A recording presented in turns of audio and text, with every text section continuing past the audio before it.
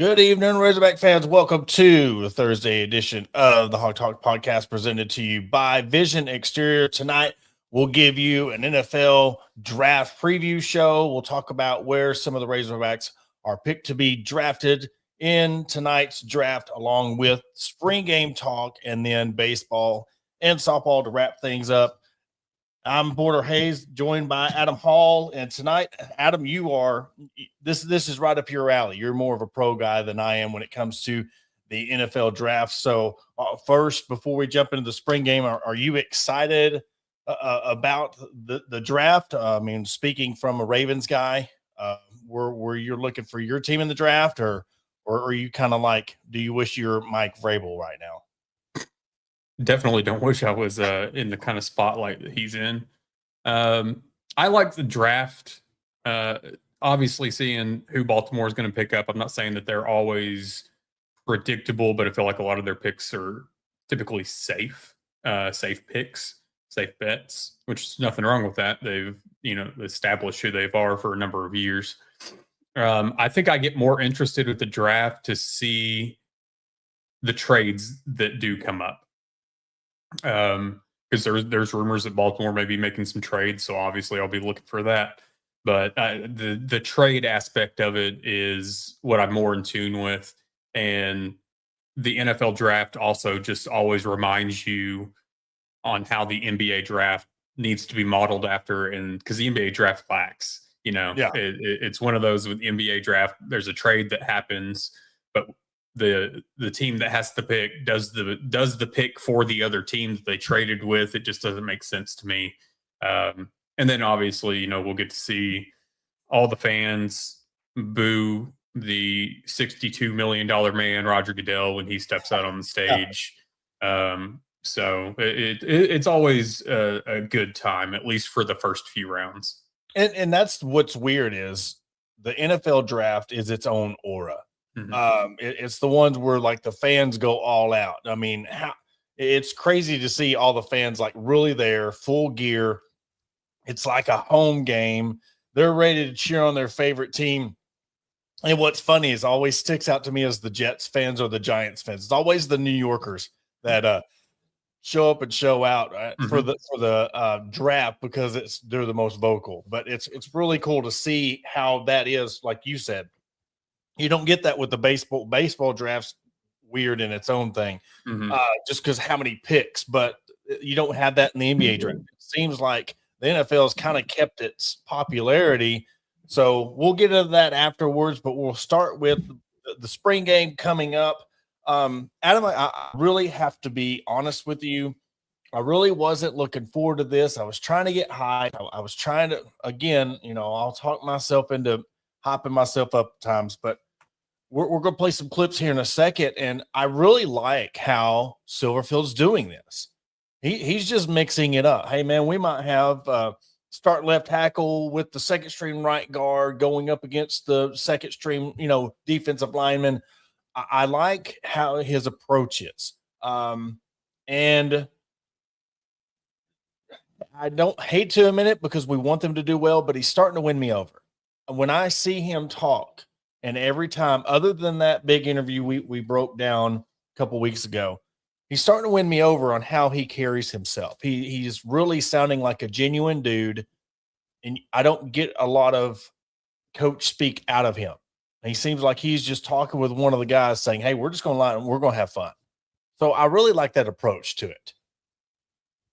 Yeah, I mean, we've talked a lot about the various spring games across the country and how it's not that that great anymore. Fans aren't showing up across the board at multiple colleges. They're not as into it, like we talked about a few years back, which this was, of course, under Lane Kiffin, but Ole Miss brought out a dunk contest. They brought out all this other stuff for the fans. And I totally got that. I don't know what Ole Miss's plans are or were. I don't even know if they've had their spring game yet. But with Arkansas's, it's kind of for Ryan Silverfield's sake, you hope that, the fans show up again. Like I said, Monday, and I've said previously, I'll totally get it if they don't. But at the same time, he's taking a different approach to it. It's not ones versus ones, twos versus twos. I mean, mixing it up, I think, is best. Just to see where, because maybe they have some guys in the twos that are flirting with the ones, and you want to see how they go against, with the other ones. So I think a true game atmosphere can help some of that, of their determination on, hey, maybe this guy needs to be looked at to move up to the ones or move up to the twos from the threes. So I think that's better than just putting ones versus ones, twos versus twos. Well, and here's the devil's advocate or the caveat. Does he really know where these players are at? He's new coach. You got a lot of guys that weren't playing last year. You have a lot of people, a lot of returning. So that's why I like how he's mixing it up, because he's not labeling this ones versus twos. He's like, I might put this guy against this guy. It opens up the possibility for competition all around the board. And I really like, especially with the quarterback position, you don't know who really you're going to have at quarterback, at running back. I'm going to pull up because we have the rosters here. But it's going to be really cool to see what KJ does, how he handles.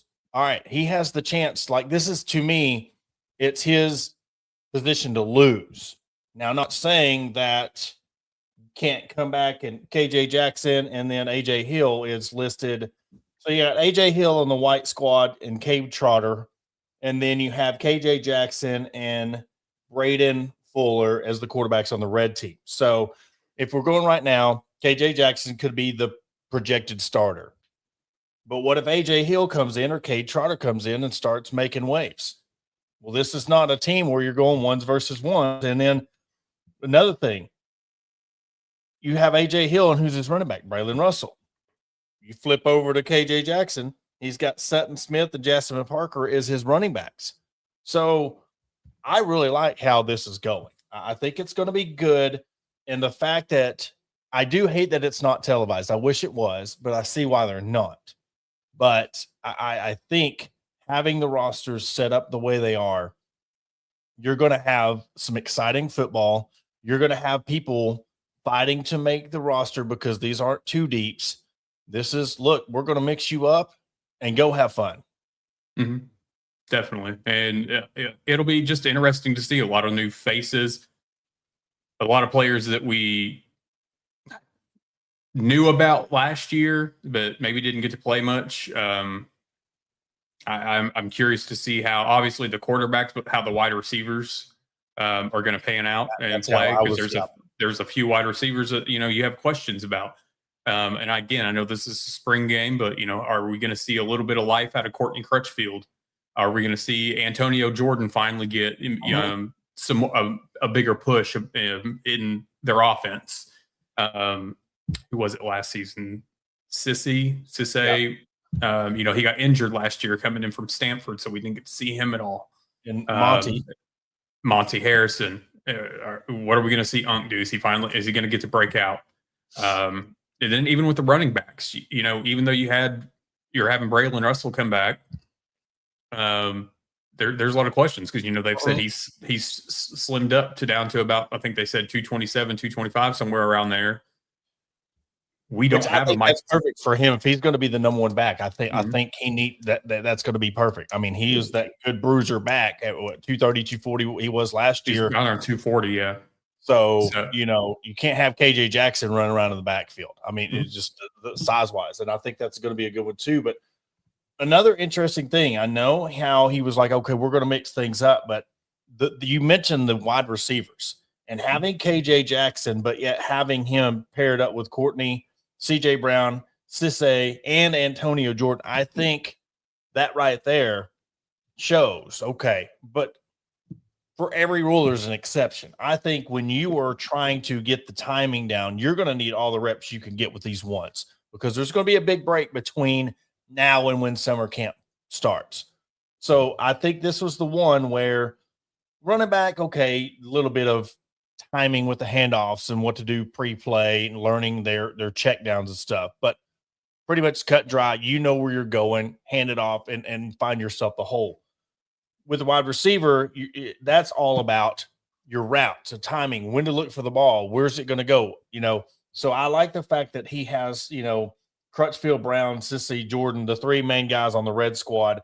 And then as your tight ends, you have Adcock, Hudson Hendricks, and Jaden Platt as your tight ends.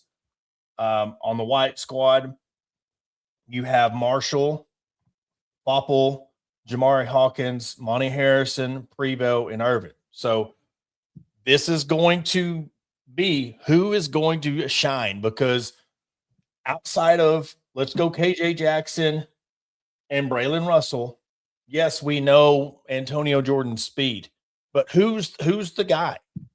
Who's the one in the wide receiver that could be the next star? Who could be the next Satania? Who could be the next, Razorback? All these Razorback wide receivers are flying out of my head. I can't even name this. Well, and I still, since we, since he committed to Arkansas, Antonio Jordan has been on my list, just being another Warren wide receiver. Yeah. So he's been one that I've been just, waiting for him to have the chance. But no, when you look back at the various wide receivers that Arkansas has, Joe Adams, Kobe Hamilton, I mean, you've got a bunch of guys that were that guy. They were those dudes. Keon Hatcher, Drew Morgan. I mean, there's a number of them.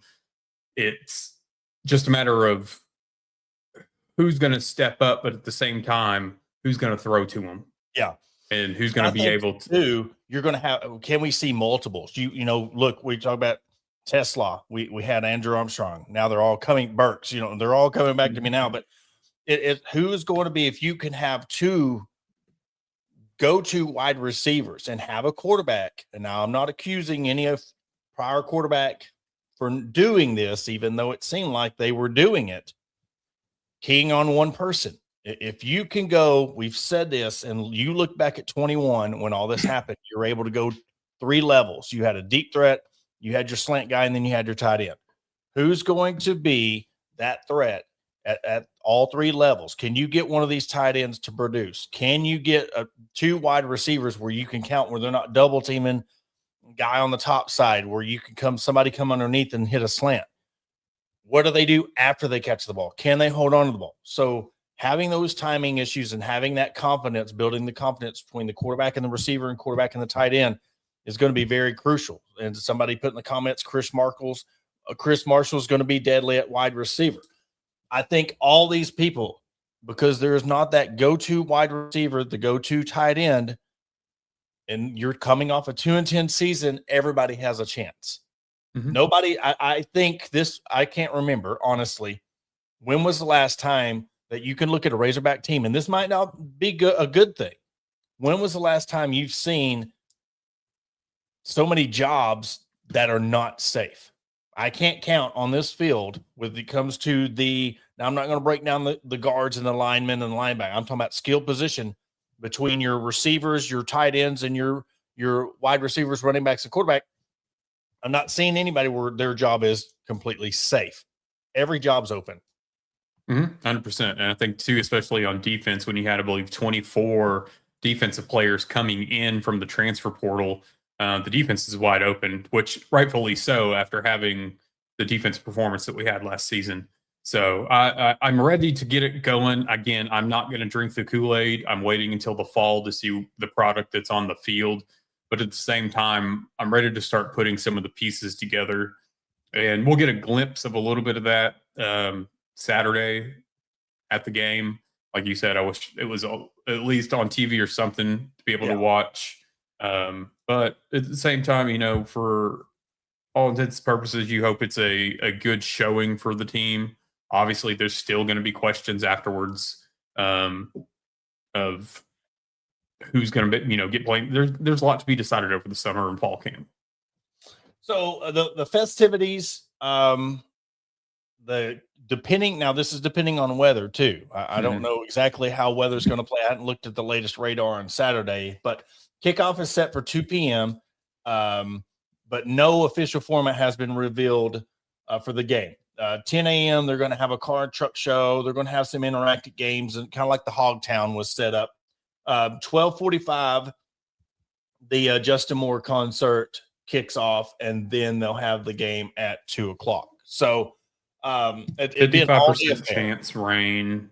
How much? 55% chance, but it's minimal until around that 1-2 o'clock time frame is when the chances go up. So that's it might be one of, I think, cannot remember how far back, but didn't it rain and they had to end up moving it to the indoor facilities? Yeah, I remember vaguely anyway, but they moved it inside. So listen, for those people that have to pay your $10, I mean, consider it a donation if they do decide to move it in, because I'm sure they're not going to let you inside the practice facility to hold the spring game. Maybe those $250 tickets. Yeah. Yeah, maybe they'll put it on the CCTV, Yeah. Also, going to the fact of, do you think, you're talking about the transfer portal and stuff, is that, what if they, changed it where, the windows? Do you think they would start making sure that they have these spring games televised again?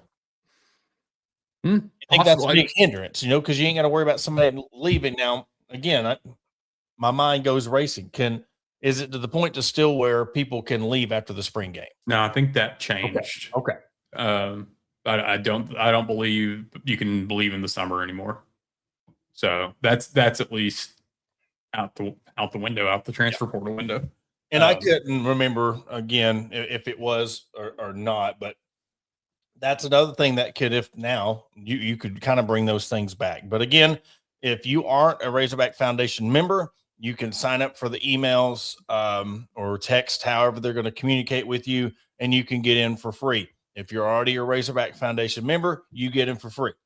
If you choose not to do that, it would be $10 per person to get in. So consider yourself warned if you get there and they ask for you to pay $10. So, and we've already said our piece about that. We're not going to rehash it.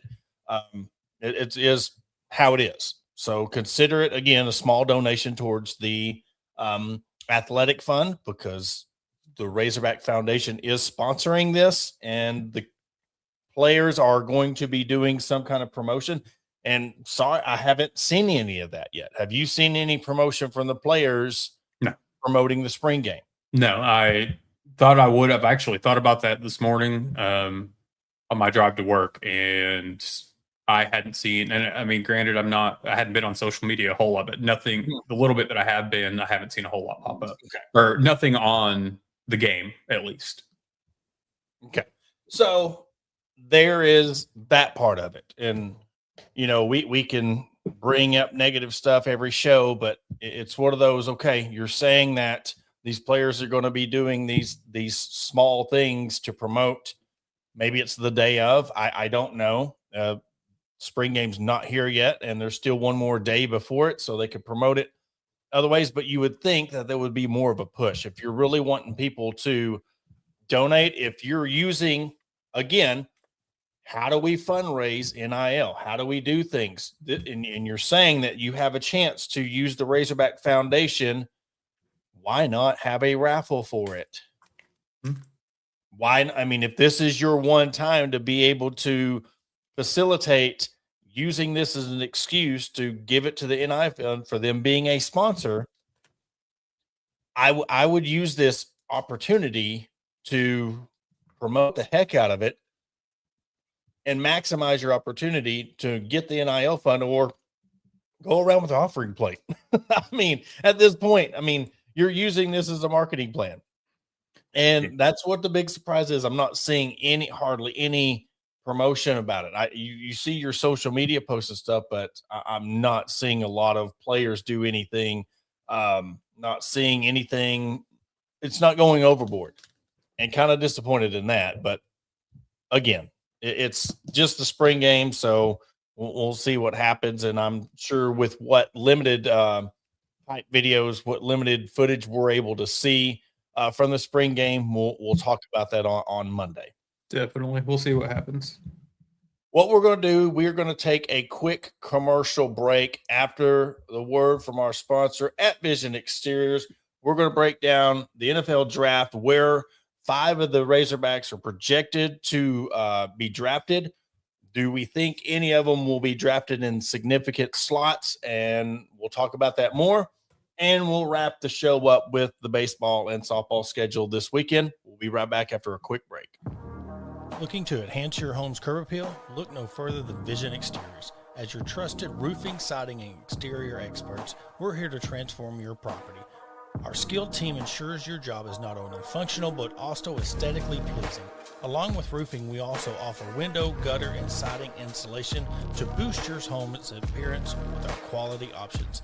Visit us at www.visionexteriors.com or call us at 479-397-4770. Let's make your vision a reality. And welcome back to the Hog Talk podcast. Talking about the NFL draft, it is tonight. I'm reading this off the Jets Wire from the USA Today via Jackson Fuller from the Fort Smith Southwest Times Record, talking about the 5 people that potentially could get drafted for the Razorbacks and what round. Taylon Green by the Athletic. We're looking at 4th, 5th round, and Adam, you'll like this. Per NFL.com, he is supposed to be 5th round, pick 173 to the Baltimore Ravens. So there's been the comparison. Could Taylon Green be the next Lamar Jackson? No. Big difference. One won a Heisman and one was Heisman hopeful before the season, or a lot of people's dark horse. Yeah. No. But don't blaze on him, because that will come back to bite you. It's one of those. I know. Here's the thing with Taylon. I think he interviewed with 7 teams, and I know he interviewed. Baltimore, Pittsburgh, Dallas, New York Jets, some others. I know a lot of those conversations were because of the NFL Combine and the numbers that he put up there. The thing, a lot of mid to late round quarterbacks are not going to be interviewed by that many teams like that. Yeah. So I think a lot of those conversations were truly the wide receiver conversation, which, as we saw and we've heard from him, it's not going to happen. And we've talked about that this last Monday. Mm-hmm. So I think, like I said, I still stand on him obviously needing to keep an open mind, but I feel like that there's going to be a team that takes him, and with the hopes of being able to convince him to switch. Do you think that cost him getting drafted opposed to and the route of undrafted free agent? Do you think somebody's going to pick him up, but do you think it's going to be as undrafted free agent in hopes of? I don't think so. Would somebody draft him guaranteeing them money, opposed to if you're because you're not guaranteed. Say you're a 5th round draft pick, you're not signing a contract and stuff like that, correct? I believe you still have a minor contract. Okay. If people is on the fence about him going to, move over to wide receiver, that could be a difference between 4th round pick and being an undrafted free agent. Which 5th round gets a mandatory 4-year contract. Okay. Earning approximately $4 to $5 million total. So he would still get. I think that he has too much athleticism to go undrafted. Somebody's going to take him. Whether that's 4th round, 5th round, 7th round, somebody's going to take him. Mm-hmm. I don't think he goes undrafted free agent purely on his athleticism. Yeah. And that's good. Teams waste more money anyway. They'll spend the $4 to $5 million on hopes.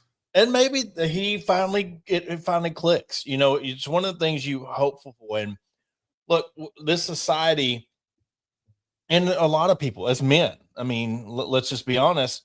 You think because you're going this route and it don't work out your way, you think you're a failure. But you got to sometimes take a step back and be like, yes, this door is closing, but yet I'm giving this opportunity to go be a wide receiver. And if this doesn't work out for you, but yet you turn into a great wide receiver, you won in the end. You became a better person. And guess what? You get to teach your kids and your grandkids, and you get to teach other. Look at Matt Jones, one of the most prolific quarterbacks at Arkansas, was a wide receiver. He went and made millions off of his athletic ability, but he took the route. He swallowed his pride, said, I'm going to go where the money's at. I'm going to go give this thing a shot, because he's that athletic. Plus, he played wide receiver in high school. He had a little bit of that, aspect of being a wide receiver. He knew the job. And for Talon, I just wish that it would click. Like, maybe I should get my head set on giving this a try, and instead of being stubborn and just being dead set on, because it could be the difference between you making a couple more $1 million in your career. Mm-hmm. And then what if you do, it does work out? What if you make an NFL career out of this? And I mean, Felipe Franks, look at what he's doing. You're making a decent career out of it. Mm-hmm. And that's, I think that the conversation is going to be had whatever team he goes to. Mm-hmm. If I'm a team and I had, $4 to $5 million to waste, I'd bring him in hopes of making him a wide receiver. But here's the thing too, is what if he what if he's not a good wide receiver? Yeah. There's always that possibility. Yeah, he has the athleticism. So he's definitely one that no matter where you draft him, I mean, you're going to be taking a chance. Yeah. So I think that if you want to take that chance, you think you have that ability to convince him to switch, I think you take the risk and draft him, because teams waste more money on contract extensions and whatnot than that 45 mils, nothing to some of these teams. Next up is Mike Washington. He is the Athletic has him a 3rd round pick going to the Seattle Seahawks. Then a lot of them now, NFL.com, ESPN, sorry, they had it flipped upside down. NFL.com and ESPN both have him as a 2nd round pick to the Seattle Seahawks. The Athletic has him in a 3rd round pick to the Seahawks. And then USA Today Sports has him in the 4th round, pick 113. All right, I'm going to ask you, how much of that do you think he boosted his stock off of that 40, his emotions, mm-hmm. and how he did, not just the 40 time, but how he was dude was in tears. And a lot of people, he caught some flack for it, which is ignorant, because this dude is giving his all. And you got to think, coming how Arkansas's offense did, going 2-10, and you think you're the laughing stock of the SEC as a team, and then you see Mike Washington, he went out and done his thing at the NFL Combine, ran the 40, and it could get him a 2nd round pick. And I guarantee you, outside of being a Heisman Trophy running back, that's an excellent pick to fall to the 2nd round, because running backs are not valued like they once were in the NFL. So if he could fall 2nd round, I won't say fall, if he could go 2nd round to the Seahawks, I think that is an excellent pick. I think that's an excellent spot. And it shows people, no matter what, man, you give it your all, no matter your circumstances at whatever college you go to, the NFL Combine is not just a joke where you just run around in shorts and a T-shirt. I think that he was already a first few round draft pick just without the Combine alone. Just seeing his physicality, his style, everything that he's shown at Utah and Arkansas. I do think I do think he probably went from 3rd to 4th to 2nd or 3rd. I'll agree with that. And I do think that the NFL we're seeing a shift, not necessarily back to what the running back once was. But I mean, we're going to see tonight a running back taken in the first 10 for the first time in a number of years, I believe. So the running back is making a comeback, if you will. Obviously, it's not going to be at the level that it once was, but Mike Washington, I think, has the ability to be one, and this is just out of the Razorbacks that are coming out to the NFL in this draft, whether they're drafted or not. I think this Arkansas draft class, Mike Washington has the ability and has the chance to be the best out of it. I know that's not necessarily saying much because there's only 5 or 6 guys that are projected here, but I think it's him or Carmona that'll have the best NFL careers. But Mike Washington, wherever he goes, I think he's going to succeed. And I think that Seattle is a great place for him, especially since I believe Kenneth Darby went to the Kansas City Chiefs this offseason. So I think the Seattle is a good spot for Mike Washington. Yeah. Next, Julian Neal, athletic 4th-round pick to the Chargers, Los Angeles Chargers. USA Today has a 4th-round pick. So all these have 4th-round pick. You have either the Chargers, Cowboys, Jets, or Titans. And I know, look, when these people are writing these articles, you get the 3rd or 4th round, they're kind of throwing things out there. So, but this is the one that I'll tell you what, for as much crap as the defensive got last year, he was that bright spot. I mean, he was out there making plays. He was the one, I would honestly say, the lone bright spot of the defense. So for him, again, it's like the defensive version of Mike Washington. He goes out there and he makes a name for himself in the combine. He comes out. He could have a healthy career in the NFL. I think he has the talent and what it takes to make it on an NFL roster, or be a journeyman. You never know. But for him to overcome all that, because he could have just given up and not did anything. So I'm excited for him. I'm excited to see what he does in the NFL. So they're projecting him 4th round. It'd be nice to see 4th round, 3rd round, 4th round for him, because that shows him that somebody's believing in him to right there on the fringe of making the cut, making the 60-man roster, and landing on an NFL team. Mm-hmm. And that's the thing for a lot of these guys, 3rd, 4th, 5th round. You got to come in and bust your ass when you get to training camp. And I think that's something he's got it in him. It's just a matter of, like we've talked about before, with some of these players getting in your head, showing up every day, etc. He's got it in him to do it. So I think that 3rd round could be a stretch. I'd love it for him, obviously, but I was thinking 4th, 5th round for him. Now, we'll group the last two together, because it's surprising that these two guys you looked at as captains. You looked at them as leaders of the team last year. Fernando Carmona and Cam Ball, 5th, 6th round picks. USA Today has Carmona as the 4th round pick to the Cowboys. Now, ESPN not available, so I don't think ESPN has them drafted. And then Cam Ball, USA Today and ESPN don't have any draft pick for them. The Athletic 5th round of the Kansas City Chiefs, and NFL.com round 6 to the Buffalo Bills. And with your knowledge, NFL, the line play, I mean, there's the big difference between college and NFL. Where do you see them? Where do you see them where they need to grow to really, I guess, even if they do get drafted, land a serious spot on an NFL roster? Carmona, and who was the other? I forgot.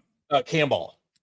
So with Carmona, I think he needs to work on his footwork a bit. And I do think at times, which there's plenty of offensive linemen in the NFL that are head cases. I feel like you kind of have to be to line up and just go head to head with a 350-pound defensive lineman play up to play. Yeah.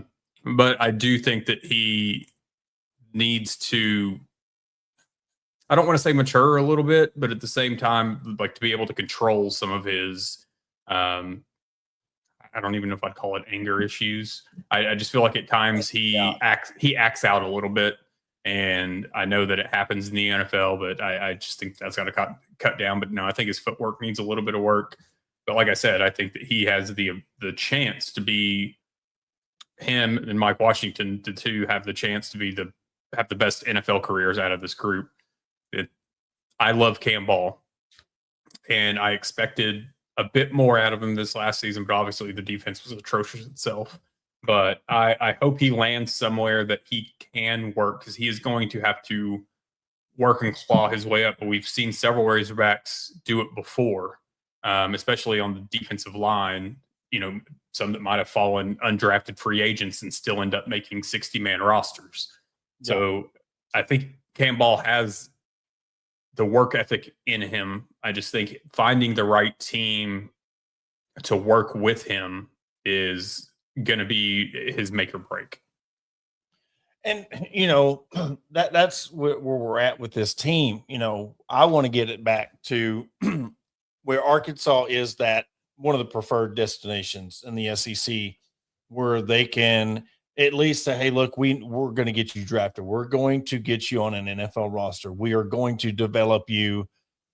And what did you think? I mean, how much of a stretch is that to ask? How big of a hill does Silverfield have to climb to really get some of these guys in here? Because again, it's a lot different ball game when you're talking about John Calipari and bringing in a kid right out the gate, freshman. Now he's going to be a lottery pick. You got to really pick and choose who you're coming in and develop them and hope they stay. But yet when you're going through your recruiting in the transfer portal, really grading these guys to come in and develop them, or just if they're already,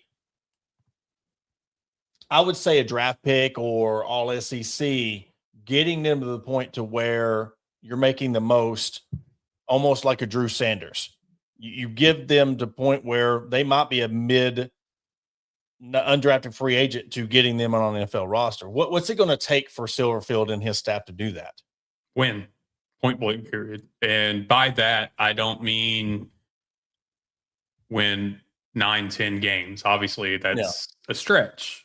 But I think that you're going to have to get back to bowl games. I think you're going to have some definitive wins. I think you're going to have some big wins where, you're the underdog and you take down a ranked team. We've seen it happen before that, Arkansas knocks off a high-ranked team, like Tennessee, when they were ranked number 4. And you see the commits that fall after that. So it's one of those, you're not going to get them after you've gone 2-10, like Arkansas did this last season. So to do that, you're going to have to get back on the winning side of things. And I think you're going to have to be at 500 or above just to even be able to be on some of these guys' radars, to be able to go to these players at Alabama or Georgia that are 4 and 5 stars, but that are sitting on the bench because they're behind other 4 and 5 stars, like that happened with Drew Sanders. Those guys aren't going to come to a 2-10 team. So you've just got to get back on the winning side of things. And so I think your starting point is getting back to 500 and then going from there. And the thing is, too, do you think that's doable in year one? I mean, say you do, because another thing is like, okay, it's easy to go up from 2-10, but let's see where you can build on that. Do you think, say they do win 5? I mean, he takes this team to a bowl game or right there on the fringe. Let's say it's coming down to that LSU game. They're sitting at 5-6 or whatever, and they lose that one, and it doesn't make them bowl eligible. Do you think that's good enough to start the trend of building this program? Because again, unlike other people that are saying he's going to turn this thing around in year one, I don't think with the talent that they have, this, again, it's no knock, because Ryan Silverfield can only do what he can do right now with this roster, this staff, and the transfer portal year one. But if he could get this team to 5 wins, I would say that would be a success to me, because I'm thinking 2-3 wins. Mm-hmm. He could, and this is, I'm not saying he has to double. I'm not saying he has to double the win total of my expectations. I just think if he does that and he sees what he's been built from scratch, I think that goes waves, and then you build on that. And if he can do it again, that year 2, again, I've said that's going to be the tail year. If he can do it again in year 2 and go 5 or 6 or maybe 7 wins, I think that's going to be when things start rolling. I mean, if he can get to 5-ish wins, I think that would be huge because I've got them at 3 wins. That would definitely show with the players, all the players that he brought in, the selection that he had to choose from, because obviously it wasn't the greatest after coming off a 2-10 season. But if he can pull that off, he can show that they can maybe win a few big games, be in a few other big games to at least be competitive. You show a glimpse of how things can be or will be. I think that'll help entice some folks to come over. It's just a matter of how are you going to get this team that you currently have to that point. So I think that's what we talked about before, is him putting this team in those positions to win those 1-score games that we couldn't win this last season. Yeah. And I usually don't bring him in. He gives me hell but I do want to say we're talking about, I love you, Porter, but Clemson sucks. But that leads me to my next point, this all-in motto. Who started the all-in motto? He started it at Memphis. Dabo Swinney started at Clemson in 2008. It's all recycled. But to me, it's like I've heard it for 15 years, 17 years. So it's funny when we're seeing, what are we tired of at Arkansas? We're hearing gimmicks. Now we're seeing this all in, which, I mean, Dabo was preaching that in 08. So, Greg, it's good to see that Arkansas is having to swipe something from Clemson to try to build their program. I like it, but I've heard it for about 17 years now. So but at least you got some national championships. I do. I've got 2 actually. So, it's one of those things. So it's all over. But I will say this. All right, all jokes aside, it's better than the no clock thing. I'm glad they moved away from that. The time is now, or whatever it is. Yeah. And Razor built. So now we're at the no clocks. I can't remember what the exact phrase of that was. There was no clocks on the walls, and then it was Razor built. Now it's all in. So we're not even to the spring game, and we're 3 sayings in a fan base that's left lane, full tilt boogie, vanilla by design. Yes, sir. Cold beer. So if we're going to go that route, we need to start winning games, because Arkansas is tired of the sayings and the gimmicks and the phrases. But I like, sucks too is you throw them in on T-shirts, and then in 2 to 3 years, you have to put those T-shirts on sale because the coach is going to get fired. Yeah, and people don't want to ever wear them again. If anybody has a left lane hammer down T-shirt, I'd like to see it. I think they sent those all over to the Club Dub warehouse. Yeah. I think might have sent them to a third world country, and yeah, there's a lot of kids who think Arkansas went bowling. Yeah, Larry the bowling ball, But no, I mean, all seriousness, it's the fact you want him to do well, but it's hard. And again, I know how he wants to get his guys going. And look, there was a lot of flack. There was a lot of mixed emotions about the whole hypnosis video. But when we posted the video, I posted the video, there was a lot of people in the comments just clowning Arkansas. They were clowning, and a lot of Razorback fans were like, here we go again. So I reposted it and was like, okay, we made it to the spring game and everybody's already laughing at us. So there's a lot of people, rightfully so, that took offense to it, because, they are like a lot of Razorback fans. They just want to see things turn around. They're tired of all the negative talk. They're tired of everything being turned into a joke. But until Arkansas starts winning and they start turning things around, that's how Arkansas is going to be perceived. And when we're seeing the gimmicks and all this stuff, they're like, okay, let's win first and then talk about doing these things. I mean, it's you got to win. And if you're not going to, I mean, it's just going to be a rough road for him, fans, us, because especially, it's one of those, like, we have to live with these sayings, and we're just going to like use them as, sarcastic undertones for the rest of your tenure here. But it's whatever at this point. Just go out field and win. That's all that matters. Well, you look at the schedule, and again, we have a lot of time between now and September 5th when North Alabama rolls into town, um, to go over the schedule in Utah game 2. So you're at Utah. It's going to be where you're really going to find out where this team's at. And it'd be awesome that would be a good statement if they could go to Utah and compete. Not saying they have to win it, but you go to Utah and compete, you come back, yeah, you're playing Georgia, but that's what it's going to take. It's not going to be the phrases. It's going to be, you're going out there. Nobody is giving you, outside of whoever wants to be the Sunshine Pumpers or the people who are going to stand by. I think they're standing by what they say just in case they're right and they get to, or Arkansas goes on a whim and wins 4, 5, 6 games so they can have something to be positive about, or they're being paid to be positive. But yeah, it'd be nice to see them go to Utah and compete. And then you got to turn around and go to play Georgia. And then you got Tulsa and Texas A&M. So that right now, game 2, pretty important game. Definitely. I think you got to beat the North Alabama, the Tulsa, and then, try to beat out a Vanderbilt and Missouri.